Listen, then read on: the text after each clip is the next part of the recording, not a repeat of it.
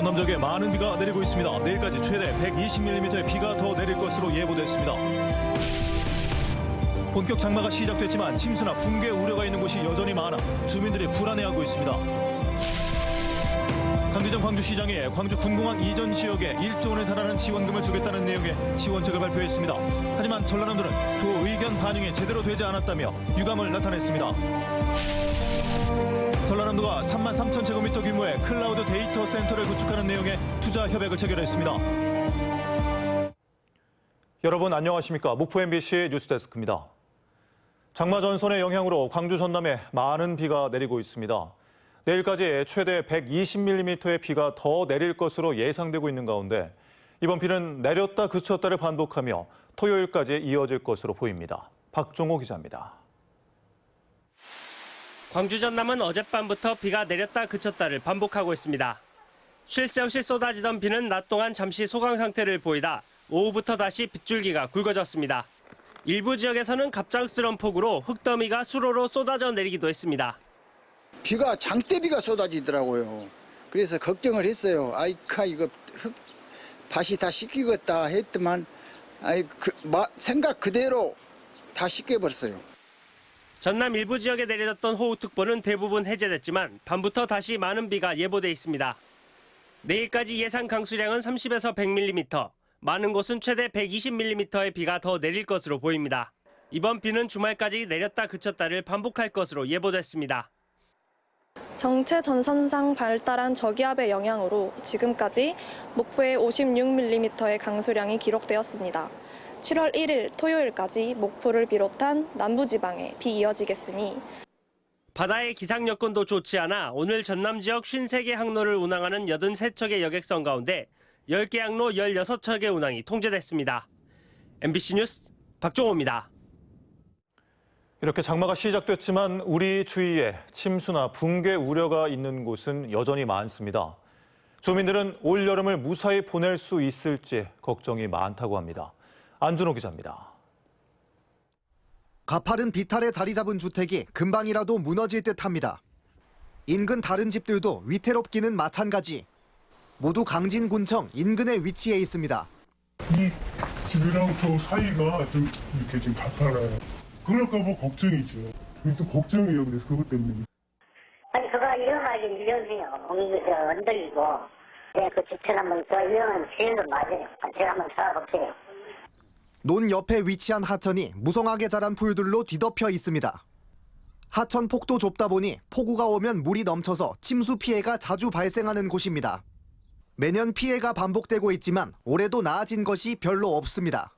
이 풀이 안 나게 하천 가에다 싸는 거 그런 것으로 해갖고 풀이 안 나게 그렇게 해줬으면 좋겠습니다. 재해 복구 사업이 진행 중인 전남 진도의 한 마을.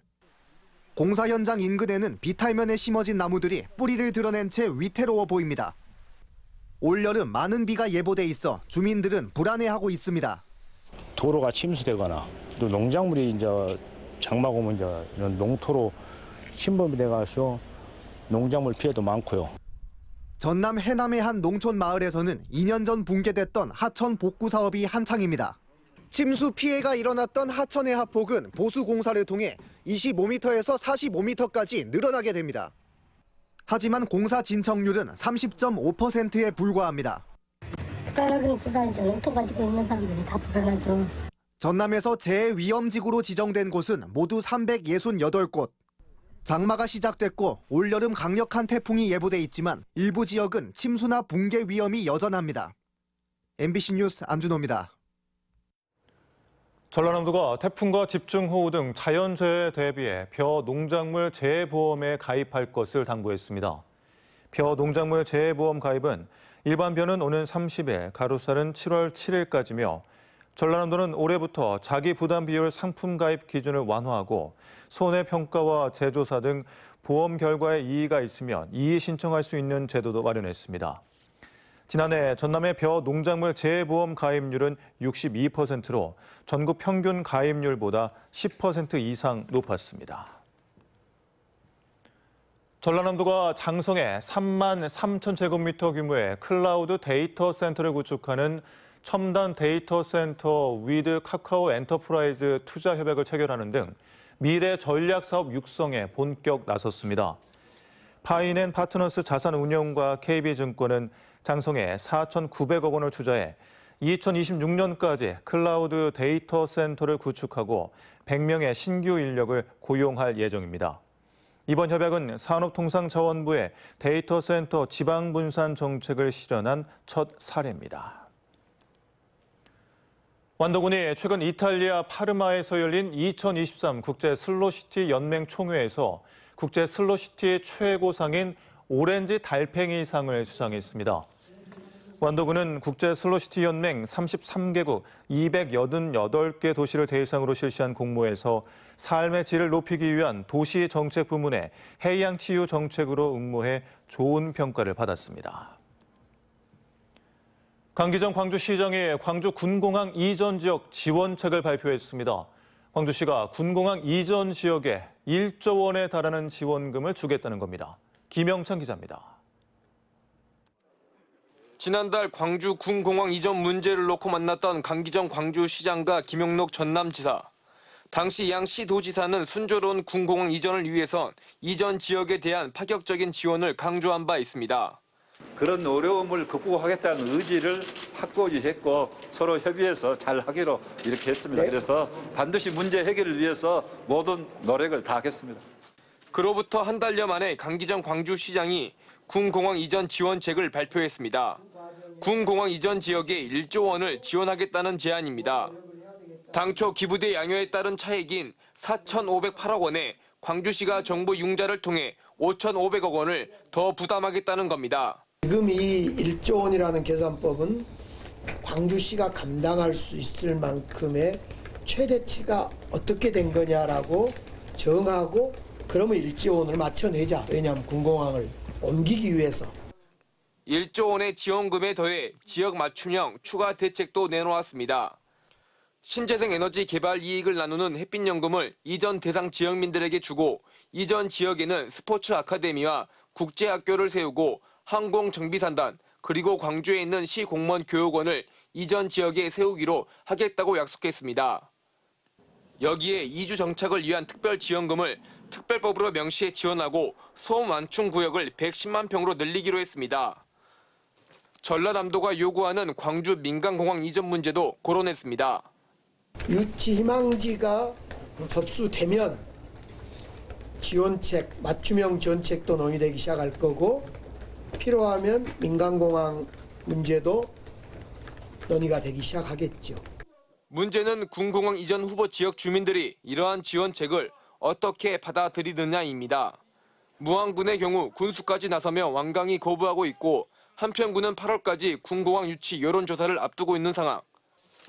광주시가 밝힌 통큰 지원책이 군공항 이전 후보 지역 여론 변화에 어떤 영향을 미칠 수 있을지 관심이 쏠리고 있습니다. MBC 뉴스 김영창입니다. 하지만 강기정 광주시장의 광주 군공항 이전 지역 지원 방안 발표에 대해 전라남도는 도 의견이 제대로 반영되지 않았다며 유감을 나타냈습니다. 일부 진일보한 부분도 있지만 지원비 산출 근거 등은 납득할 수 없다는 입장입니다. 서희령 기자입니다.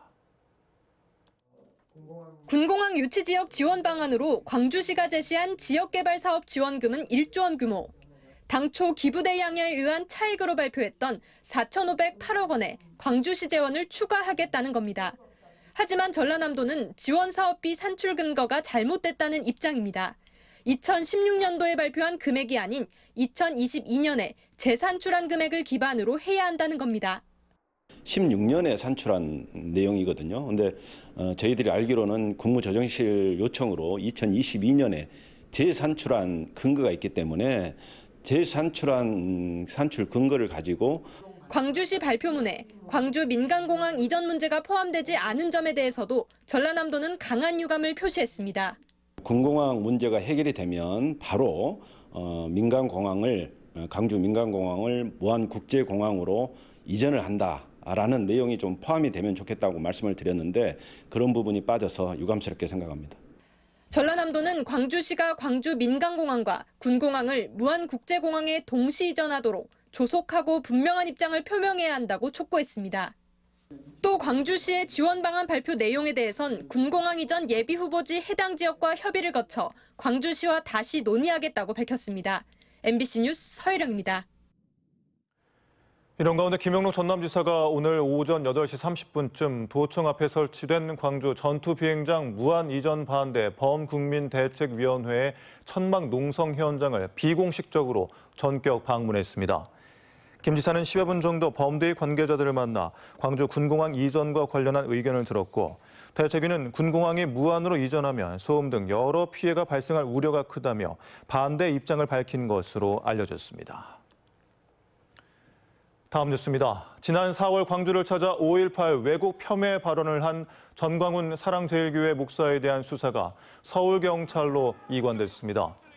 광주 북부경찰서는 전광훈 측 변호인과 소환조사 일정 등을 조율하다 전 목사를 이미 수사 중인 서울중앙경찰서로 사건을 넘기기로 했다고 밝혔습니다. 전 목사는 지난 4월 광주역 광장을 찾아 연설을 하던 도중 5.18이 북한의 소행이다 등의 발언을 해 5.18 공법단체로부터 고발당한 바 있습니다. 영암경찰서는 불법 도박판을 벌인 태국인 출신 불법 체류자 10명을 붙잡아 조사하고 있습니다. 이들은 어젯밤 10시부터 1시간여 동안 영암군 시정면의 한 주택에서 판돈 200만 원을 걸고 주사위 도박을 한 혐의를 받고 있습니다. 조사 결과 이들은 수년 전 입국한 뒤 영암에 정착해 지내온 가족과 친척 관계로 드러났습니다. 오늘 낮 12시쯤 목포에 시간당 16mm의 폭우가 갑자기 쏟아지면서 용해동 편도 4차선 도로와 인도 일부가 침수됐습니다. 당시 휴무 중이었던 진도소방서 소속 윤장군 소방사는 이 상황을 목격한 뒤에 배수로를 막고 있던 낙엽을 빼내는 등 선제적으로 복구 작업을 벌여 차량 통행이 30여 분 만에 재개됐습니다. 지난 16일부터 신안군 도초도에서 열린 섬 수국축제에 2만여 명의 관광객이 다녀가는 것으로 집계됐습니다. 수국축제는 끝났지만 7월 중순까지 자유롭게 관람할 수 있으며 신안군은 9월에는 목수국과 팜파스 그라스도 관람할 수 있도록 준비 작업에 들어가 있습니다. 숙면 효과가 있는 전남 기능성 상추 흑화랑 품종의 가공 제품이 한평에서 상차식을 갖고 일본으로 첫 수출길에 올랐습니다. 흑화랑 상추는 전라남도 농업기술원에서 8년의 연구 끝에 2019년 등록을 마친 품종으로 정신 건강과 수면 효과가 있는 락투신 성분이 일반 상추에 비해 124배 더 많은 것으로 알려졌습니다. 목포 문화원이 목포 항일 독립운동 자료집을 발간했습니다. 목포 지역 항일 독립운동 자료집에는 4.18 독립 만세운동 주역인 남궁혁과 오도근, 김영주 등에 대한 새로운 사실이 발굴되는 성과가 담겼습니다. 또 영흥 정명학교 학생 주도에 1921년 2차 독립 만세운동 당시 경찰에 체포돼 검사국에 넘겨진 인물만 119명에 이르렀다는 사실도 밝혀졌습니다.